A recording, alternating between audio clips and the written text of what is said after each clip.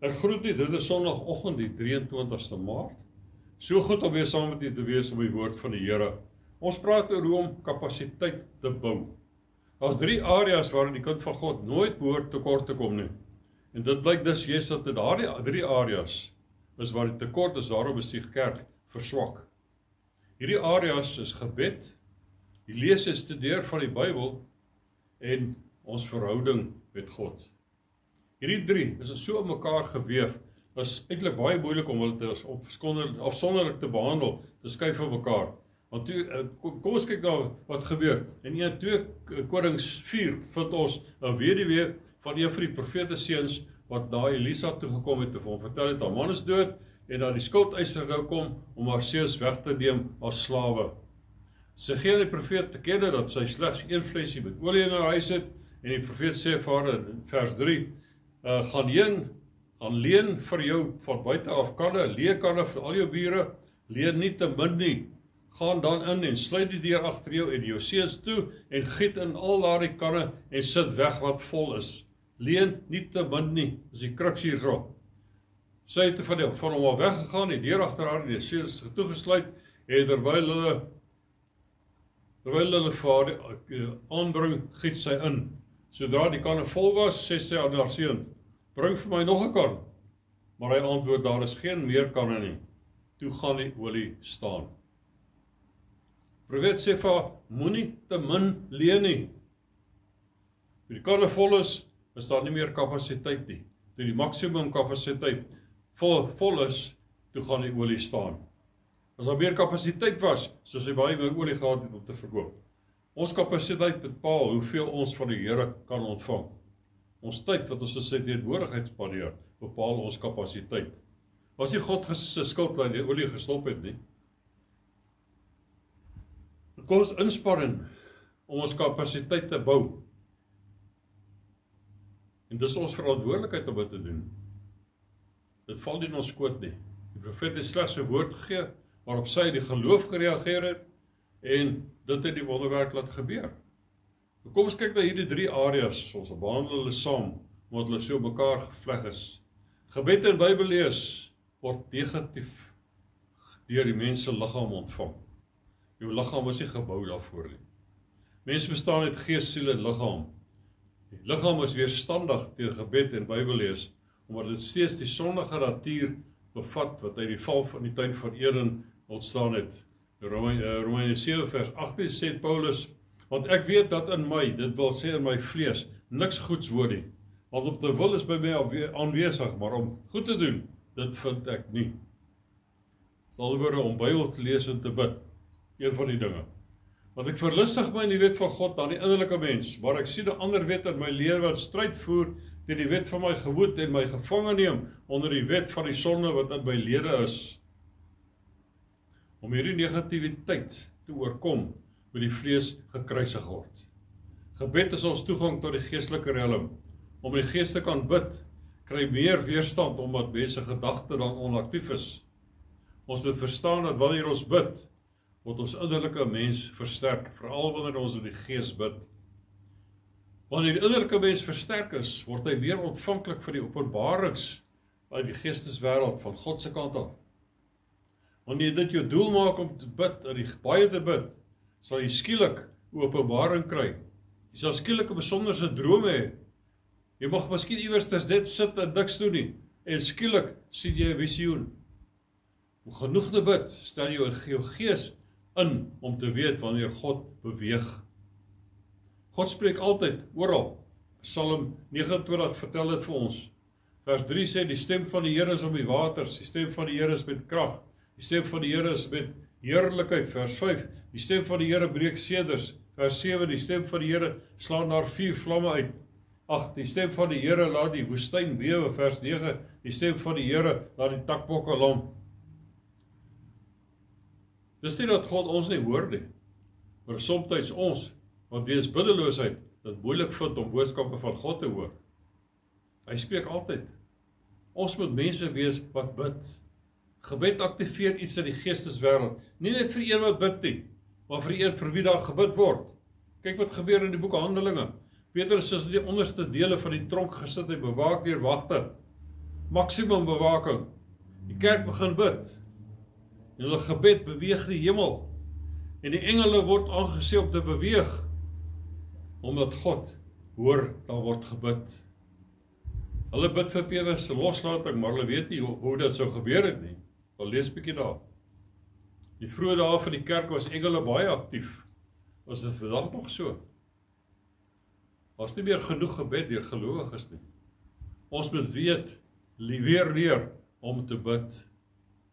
Dan kan ons verwag dat, nie dat die Heilige Gees nie deur ons werk nie, maar dat God se engele vir ons werk, omdat God hulle stuur om die heiliges te dien. Ons moet weet, ons bid nie tot die engele nie, maar tot God, wat hulle dan opdrag gee om vir ons te werk. Ons moet leer om te bid, sodat die geesteswêreld en die mensewêreld betrokke kan raak.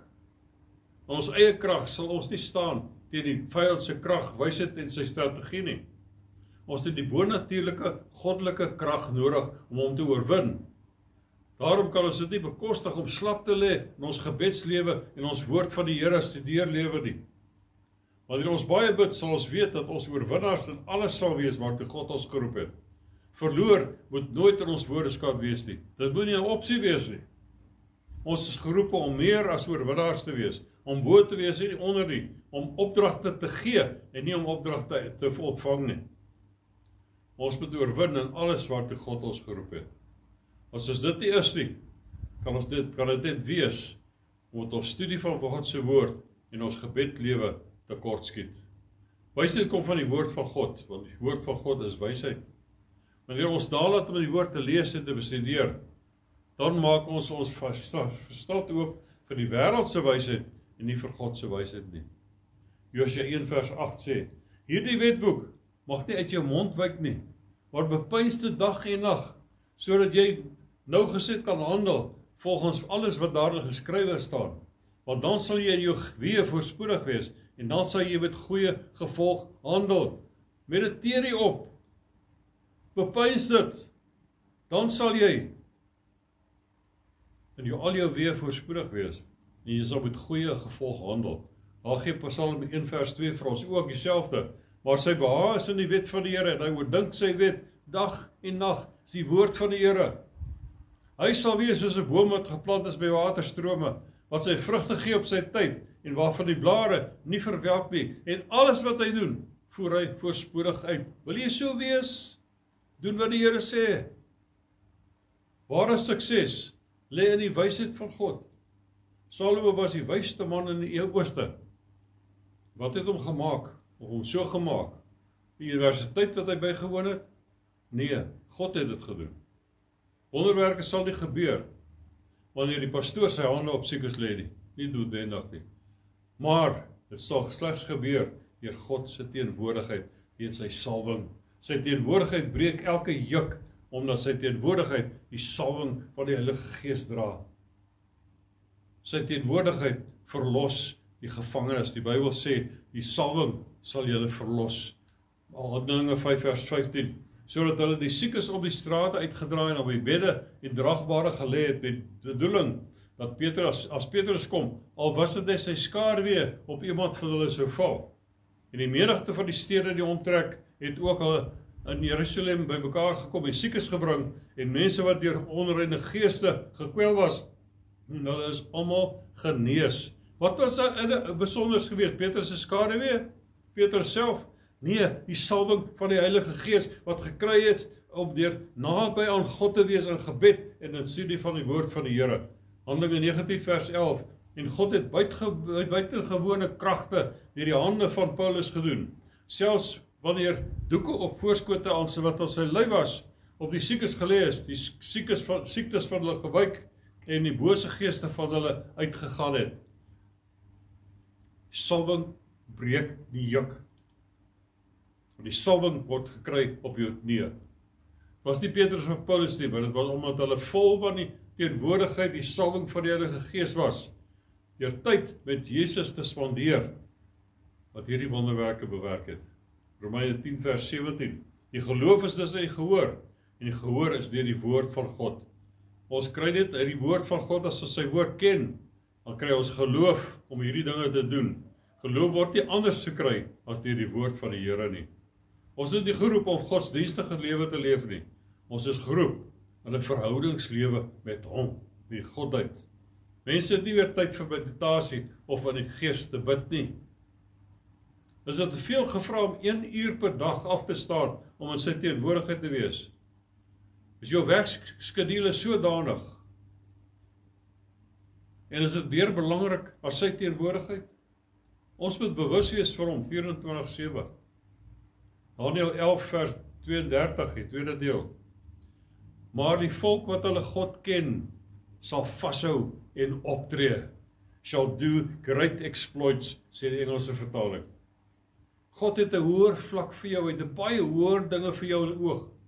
Matteus 5 vers 48. Wees julle dan volmaak soos julle Vader in die hemel volmaak is. Hoe bereik ons daardie plek van volmaaktheid? 2 Korintiërs 3 vers 18. Terwyl ons almal met onbedekte gesig soos in 'n spieël die heerlikheid van die Here aanskou. Waar doen jy dit? Nee, met die woord van die Here voor jou. Word ons van gedaante verander na dieselfde beeld van heerlikheid tot heerlikheid deur die Gees van die Here. Ons moet iets doen om ons kapasiteit te verhoog, te vermeerder. Handelinge 20 vers 32. En nou broeders, dra ek julle op aan God en aan die woord van sy genade, wat magtig is om julle op te bou en julle 'n erfdeel te gee onder al die heiliges. Woord van die Here magtig is om julle op te bou. Hoe neem ons erfenis in besit? Deur te groei, opgebou te word in die woord van die Here. As jy nie die woord van die Here lees nie, daarop mediteer nie, en die woord bestudeer nie, sê jy nooit versterk word, want die woord van God is ons krag. As daar iets in jou lewe verkeerd loop, is dit nie die duiwel so werk nie. Mag net wees dat jy jou gebedslewe en woordstudie afskeep. Die beste manier om jou Bybel te lees, die hier is maar 'n voorbeeld of 'n voorstelling, hoofstukke te lees, jy moenie hele hoofstukke lees nie. Maar groepeer dit, gedagtes of onderwerpe. Byvoorbeeld as jy Genesis 1 tot 11, die 11 hoofstukke lees, gaan oor die skepping. Mediteer daarop, hoor wat die Here vir jou wil gee daaroor. Miskien hoofstukke 12 tot 24, alles oor Abraham gaan. Mediteer daarop en luister wat God vir jou wil sê. Lees en mediteer oor al hierdie dinge. Die Heilige Gees sal jou openbaringskennis en insig gee.